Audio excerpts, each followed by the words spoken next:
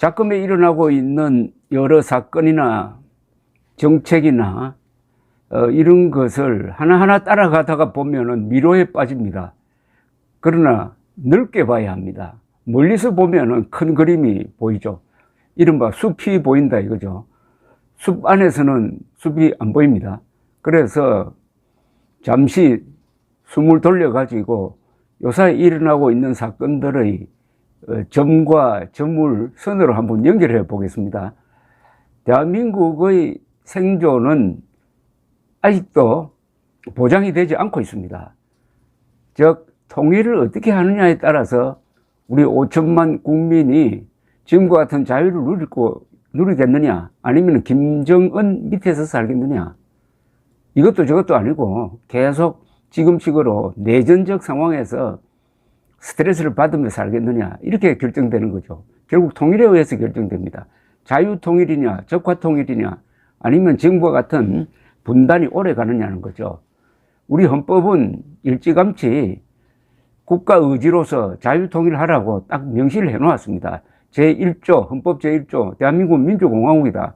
그 민주공화국인 대한민국 영토는 한반도와 그 부속 도서로 한다. 따라서 헌법 제4조, 대한민국은 자유민주적 기본 질서에 입각한 평화적 통일을 해야 한다. 그러면은 결론이 북한 노동당 정권을 평화적으로 해체하고 북한 주민들을 해방시켜서 한반도 전체를 자유민주 국가로 만들라는 명령입니다. 이 헌법의 명령에 불복하는 사람들은 딱 두 가지 방법이 있습니다.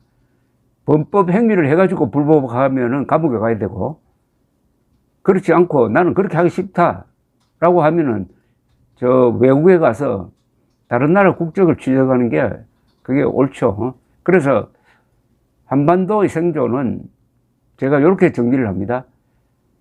남과 북의 대결은 민족사적 정통성과 삶의 양식을 놓고 다투는 타협이 절대로 불가능한 총체적 권력투쟁이다. 그러니까 간단하게 말하면 김일성 편이냐 대한민국 편이냐 하는 겁니다. 그런데 문재인 정권은 완벽하게 김일성 세력 편이었습니다. 김일성, 김정일, 김정은, 구체적으로 말하면 김정은 편이었습니다. 최근에 북한이 법을 만들어 가지고 대한민국이 또는 미국이 재래식 무기로 공격을 하려고 해도 우리는 핵을 쓰겠다, 이런 방침을 밝혔습니다. 아니, 이 지구상에서 핵을 쓰겠다고 법에 명시하는 체제는 북한밖에 없습니다. 이거는 국제 질서에 대한 중대한 도전입니다. 그리고 재래식 무기로 공격을 하는데 핵을 쓰겠다? 이런 망발도 처음입니다. 그러면 이런 망발을 할 때 맨 먼저 항의하고 나와야 될 사람이 문재인 아닙니까? 문재인은 2018년 4월 27일 김정은과 판문점에서 만나서 김정은이 핵을 포기하려고 하는 결단을 내렸다. 그러니 앞으로 우리가 김정은을 도와줘야 한다, 이런 약속을 했지 않습니까? 그 약속을 가지고, 그 약속을 했다는 걸 가지고 트럼프를 만나가지고 트럼프까지도 속여가지고 트럼프, 김정은 만나도록 주선했지 않습니까?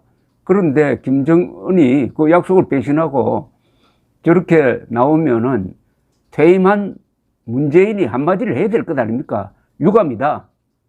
가만히 있는 거는 뭡니까? 그동안에 공모했다는 거죠. 김정은과 공모해가지고 김정은이 핵 무기를 고도화할 수 있는 시간을 벌어주었다는 것 아닙니까? 반역자 아닙니까? 그 이외에도 뭐 많습니다. 요사이 탈북 어민 강제 북송 사건도 결국 문재인이 김정은의 부하였다는 또 다른 증거죠. 김정은이가 싫어하는 사람이니까 잡아서 보낸다, 그것 아니겠습니까? 탈북 어민 2명을 북송하는데 문재인의 지시가 없었다고 보십니까? 문재인의 지시가 있으니까 이렇게 무리한 거죠. 그 무리가 뭐냐? 헌법을 위반했습니다. 무슨 헌법이냐? 그 그 두 사람은 귀순 의사를 밝혔으므로 그때부터 대한민국 국적자입니다. 대한민국 국적자를 강제로 북한에 송환하려면은, 북한에 보내려면은 법원의 재판 결과가 나와야 합니다. 즉, 이 두 사람은 북한에서 흉악 범죄를 저질렀고 또 한국에 남아 있기를 원하지 않는다. 이렇게 되면은 북한으로 보낼 수가 있어요. 그런데 흉악 범죄를 저질렀다는 북한 측의 이야기만 믿고, 그리고 재판도 하지 않고 수사도 하지 않고 두 사람을 꽁꽁 묶어가지고 발버둥 치는 두 청년을 북한으로 보냈다. 이거는 김정은을 기쁘게 하기 위한 일종의 인신공양이죠. 인신공양. 또 하나 요새 일어나고 있는 게 있습니다. 김무사를 해체하기 위해서 김무사가 친위 쿠데타를 일으키려고 했다. 그 증거가 계엄령 검토 문건이다 라고 소송을 벌려가지고 일종의 광란극을 벌린 거죠.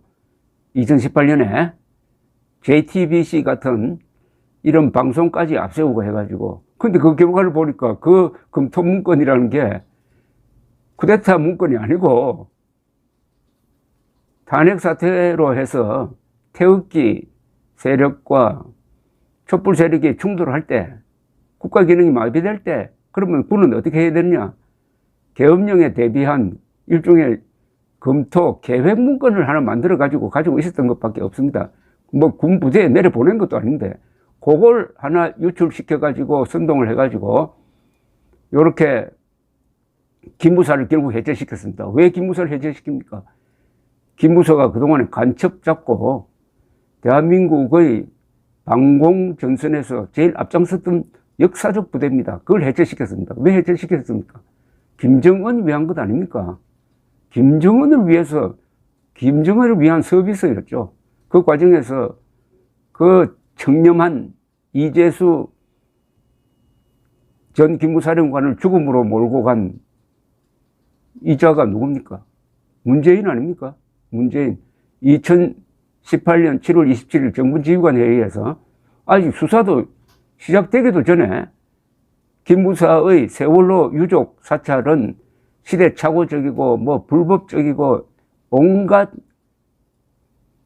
예단을 통해서 유죄를 선고를 해버렸습니다. 이미 대통령이 그 순간 대법원장이 돼가지고 대법관이 되어가지고 유죄를 선고를 해놓으니까 검찰이 더 뒤치다거리 하면서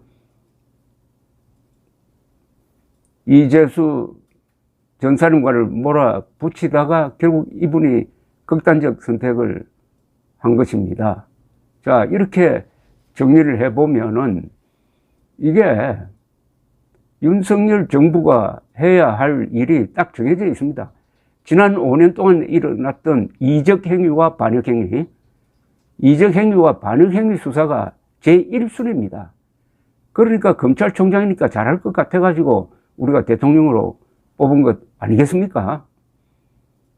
그런데 이 수사를 하려면은 검찰뿐만이 아니라 국정원 그리고 통일부가 가지고 있는 자료 이런 게 공개되고 이게 수사 자료로 활용이 되어야 합니다. 그러려면 민주당이 극심하게 저항할 것이라고 생각합니다. 이런 문제에 관한 한 그래도 우리 국민들이 대한민국 편이 많죠. 김정은 편이 뭐 몇 사람 있겠습니까? 한때 김정은이 호감을 가진 사람이 한 20% 돼가지고 아베 수상에 대한 호감보다 훨씬 더 높았던 적이 있는데 그건 선동에 넘어갔고 그 뒤에 조사해 보면 한 5% 내지 10%입니다. 나머지 90%는 대한민국 편 아닙니까? 그러니까 윤석열 대통령은 크게 갈라야 합니다. 대한민국 편이냐 문재인 편이냐. 문재인 편이라는 것은 김정은 편이라는 이야기고 김일성 편이라는 이야기입니다. 쉽게 말하면 대한민국이냐 김일성이냐 이렇게 딱 나눠야 합니다. 요사이 이 김무사 해체와 관련된 여러 가지 조사를 국민의힘이 잘 해가지고 관련자 송영무 전 국방장관 그리고 당시 김무사령관 또 당시 이 폭로에 앞장섰던 자칭 인권단체장을 고발한 것은 매우 잘된 겁니다. 이런 식으로 하는 겁니다. 이게 정권 교체의 보람입니다. 그러나 조사 범위를 넓혀야 합니다.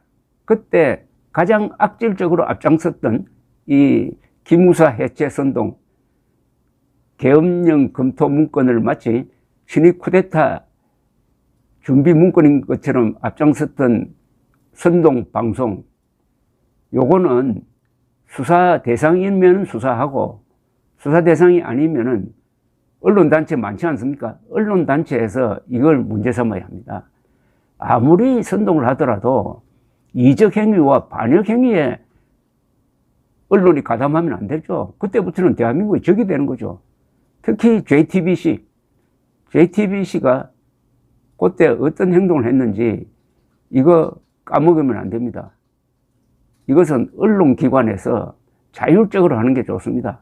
관훈클럽도 있고 기자협회도 있고 편집인 협회도 있으니까 여기서 자율적으로 우리가 계엄령 검토 문건을 쿠데타 문건으로 조작하는데 누가 관여했느냐. 그때 또 어떤 멍청한 사람들이 JTBC 잘했다고 상도 안 줬습니까?